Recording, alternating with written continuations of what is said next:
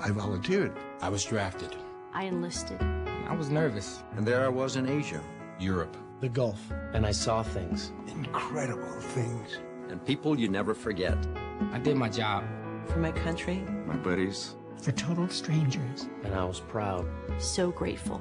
For my family. My freedom. For all who served and all who serve, we can never thank them enough. You talk too much. I can't believe the things that you say. Claire McCaskill, John Boehner, Michael Steele. Republican Elizabeth Dole, Democrat Chuck Schumer, Republican Tom Reynolds, Democrat Rahm Emanuel. Dick Cheney, Howard Dean. Joe Biden, Bill Frist. Tony Snow, Maxine Waters, Peter Hoekstra.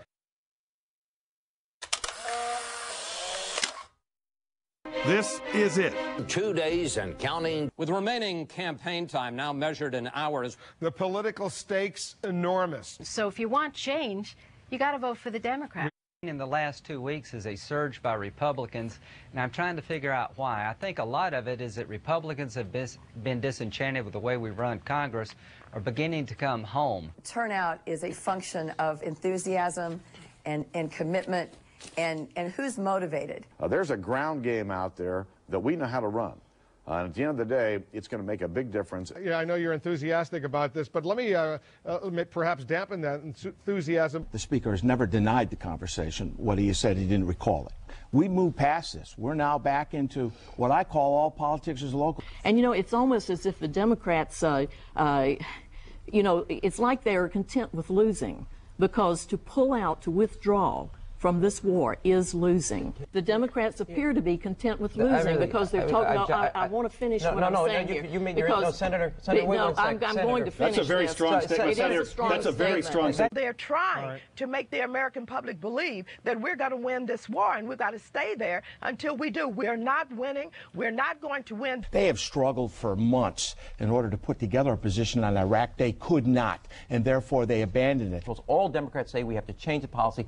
These guys have, the Republicans and the president, and I'll say this, the president's got what he needed for this war totally from Congress, except for the one thing that the Republicans have denied him, and that's oversight and accountability. The president's made clear what his objective is. It's victory in Iraq.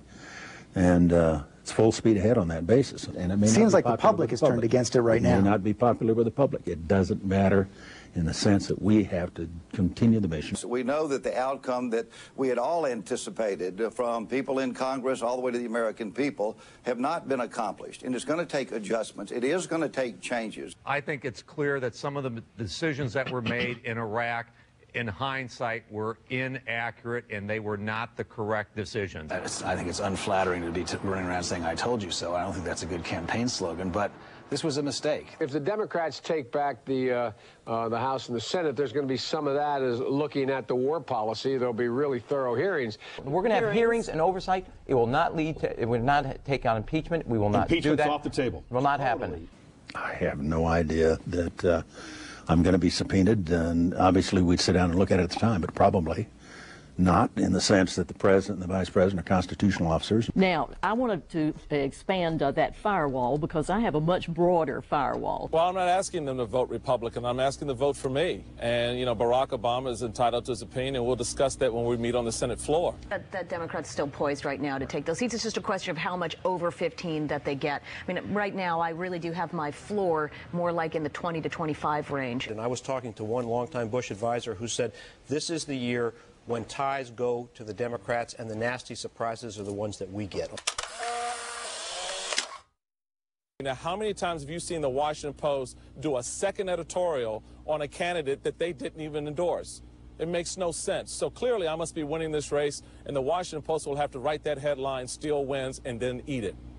You talk too much. I can't believe the things that you say. Imagination is the bridge to the future. Boeing, forever new frontiers.